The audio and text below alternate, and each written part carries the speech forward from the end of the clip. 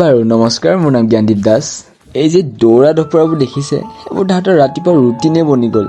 এই নাটকখন যদি মই নেদেখোঁ মোৰ দিনটোলৈ বেয়া হৈ যায়। এই যে মই নাটকখন উপভোগ কৰি আছোঁ, লাষ্টত গৈ ময়ে ভাঙিবগৈ লাগিব। আৰু তাহাঁতৰ নাটক ভঙাৰ পিছত আকৌ নতুন এটা প্ৰাণী আহে, তাৰ নামটো হৈ গ'ল দৌৰা।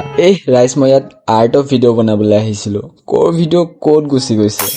বাৰু ৰাতিপুৱা এটা মেছেজ আহিল, মোৰ আপোনজনক ধুনীয়াকৈ এখন স্কেটছ বনাই দিব লাগে, পাৰিবানে? আৰু মোৰ উত্তৰ আছিল, কিয় নোৱাৰিম। এই যে মই জুবিন দা ফটো এখন আঁকি আছিলোঁ, প্ৰায় অকণমান কমপ্লিট হ'ল, কিন্তু মনে কৈছে যে এখন ন্যায় পোৱা দিনা কমপ্লিট কৰিবি, সেইকাৰণে থৈ দিছোঁ। বাৰু আজি এখন পৰ্ট্ৰেইটত গ্ৰীড মেথড ইউজ কৰি এটা আউটলাইন কেনেকৈ ক্ৰিয়েট কৰিব পাৰে তাকে চাওঁ আহক। প্ৰায় মই মেকানিকেল পেঞ্চিলে ইউজ কৰোঁ, কিন্তু মোৰ হাতত এতিয়া মেকানিকেল পেঞ্চিল নাই, সেইটো কাৰণে মই নাটাৰাজৰ পেঞ্চিলেকে ইউজ কৰিম। যিহেতু আমি পেপাৰখনত 2 চেণ্টিমিটাৰ মাজত গেপ ৰাখি মেলি গ্ৰীড পাতিছোঁ, তেনেধৰণে ফোনতো ছেইম আমি কৰি ল'ব লাগিব, যাতে মাজত 2 চেণ্টিমিটাৰ গেপ থাকে। স্কেলে জুখিও ল'ব পাৰে। তাৰপাছত আমি এডাল স্পেচিয়েল মেটেৰিয়েল ইউজ কৰিম, যিডাল আমাৰ আজিলৈকে কামত নাহিলে, কিন্তু আজি কামত দিব। এইডালৰ বাৰু নামটো কি কমেণ্টত জনাবচোন।